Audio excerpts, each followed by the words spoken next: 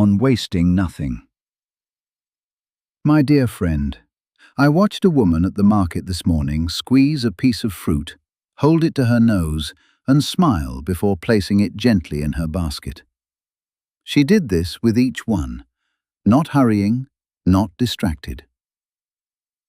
And I thought, here is someone who wastes nothing, not even the small pleasure of choosing well. I write to you today about this because I suspect you have been careless lately. Not with your money or your possessions, you guard those well enough, but with something far more valuable. The hours of your life, the warmth of your attention, the finite and irreplaceable substance of your days. We are all, in our way, extraordinary spendthrifts of what matters most. Consider how carefully a baker tends the fire. Too hot, and the bread burns. Too cold, and it never rises. The temperature must be watched, adjusted, honored. The baker does not throw fuel on the fire and walk away. And yet this is precisely how many of us treat our lives.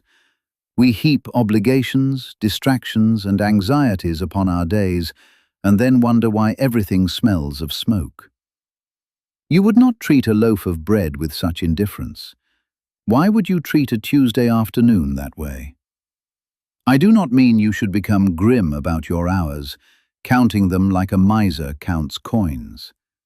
That is its own kind of waste, for it trades the sweetness of living for the anxiety of accounting. No, what I mean is something more like reverence. The way you might cup water from a cold stream in your hands, knowing it will slip through your fingers, and drink deeply precisely because of that.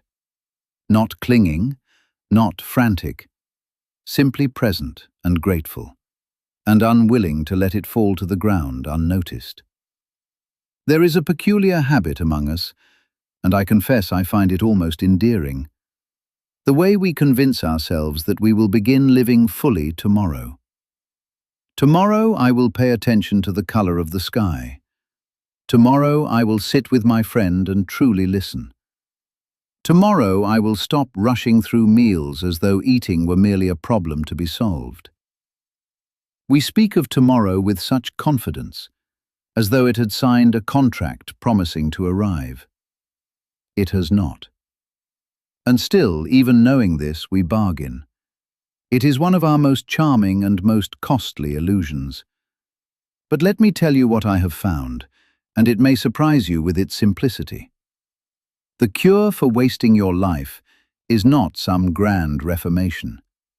It is not retreating to a mountain or renouncing your obligations or overhauling everything at once. It is much smaller than that, and much closer. It is the practice of noticing. Just noticing. The steam rising from your cup.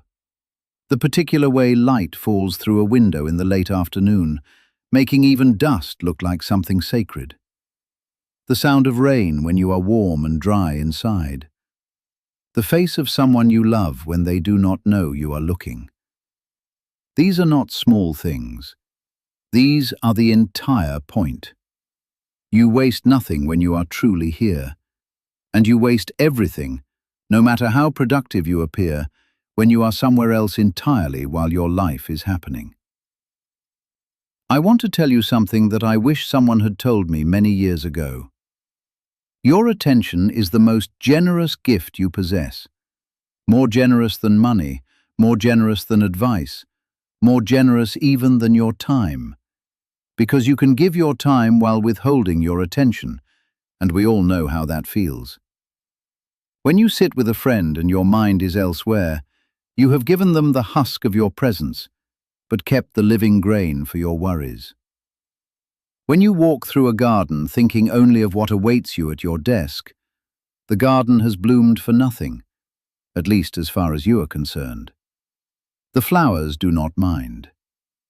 But you have lost something you cannot recover. And here is what delights me, what fills me with a kind of giddy hope even now. This is the one resource that replenishes the moment you choose to use it. You cannot recover yesterday's sunlight, But you can, right now in this very breath, decide to be fully where you are. You can feel the weight of this letter in your hands, or the chair beneath you, or the air entering your lungs. You can look up and find something beautiful within your sight, because there is always something beautiful within your sight if you are willing to see it. A crack in a wall where a vine has decided, against all reason, to grow. A stranger's laugh carried on the wind. The magnificent persistence of light finding its way into every room, every alley, every shadowed corner, as though it cannot help itself. I think this is what it means to waste nothing. To meet your life where it actually is, not where you wish it were or fear it might go. The present moment is not a waiting room, it is the destination. It has always been the destination. And when you finally understand this, not as an idea but as something felt in your bones, a great relaxation occurs. You stop bracing, you stop rehearsing. You begin, perhaps for the first time, to simply live. Let me speak plainly about what this means in practice, because philosophy that does not touch your daily conduct is merely decoration. It means eat your meals slowly enough to taste them. It means when someone speaks to you, put down what is in your hands and look at them. It means do not fill every silence with noise, for silence is where your best thoughts are waiting for you, sitting patiently like old friends who know you will come around eventually. It means when you find yourself rushing, ask what exactly you are rushing toward, and whether it is truly more valuable than what you are rushing through. There is a kind of wealth that has nothing to do with what you own, and everything to do with what you notice. I have met people with very little who seem to possess the whole world, simply because they were paying attention to it. And I have met people surrounded by abundance who lived as though they were starving, because their eyes were always fixed on what they did not yet have, rather than what was already before them. The difference was not circumstance, it was orientation. So here is my quiet challenge to you, and I offer it with great affection. For one day, just one, try to waste nothing. Not a conversation, not a meal, not a walk, not a moment of rest. Receive each one as though it were placed in your hands deliberately, because in some real and mysterious sense it was. You do not need to be extraordinary tomorrow, you only need to be here.